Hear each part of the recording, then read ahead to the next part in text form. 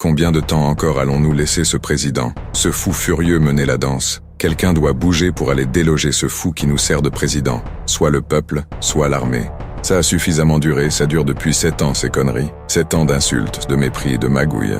7 ans qu'il nous vole notre argent caché derrière des taxes pour enrichir ses potes. 7 ans de foutaise. 7 ans qu'il nous balade avec ses discours creux, ses insultes, son mépris et ses combines douteuses. Il a même pas hésité à éborgner ceux qui osaient lui tenir tête, à les matraquer pour sauver sa petite personne. Et maintenant, le voilà qui joue au général, qui nous pousse au bord du précipice d'une guerre avec la Russie, alors que ce type n'est rien.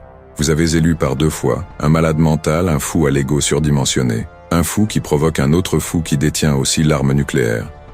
Alors moi, à mon simple niveau, moi, citoyen lambda, j'en appelle à l'armée française, à mes compatriotes.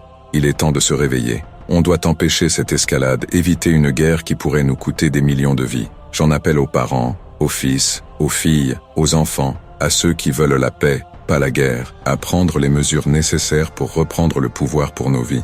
Il est temps d'agir, de reprendre le contrôle, de dire stop à cette folie. On ne peut pas laisser une poignée de dingues décider de notre destin. On est plus fort, plus nombreux, et on doit montrer que notre volonté de paix dépasse leur soif de guerre. J'en appelle aux armées européennes, aux armées mondiales, de prendre conscience de ça. Si un conflit se déclenche, ce sont vos enfants que l'on enverra se faire tuer. Ce seront vos parents en première ligne, guidés par une poignée d'élites enfermées dans des bunkers. Quant aux va-t-en-guerre, journalistes, politiques, éditorialistes et citoyens qui brandissent l'étendard de la guerre depuis leur canapé, assez de vos leçons. Prenez un fusil et allez défendre l'Ukraine et vos idéaux, mais arrêtez de sacrifier les autres pour vos fantasmes belliqueux. Alors on attend quoi ?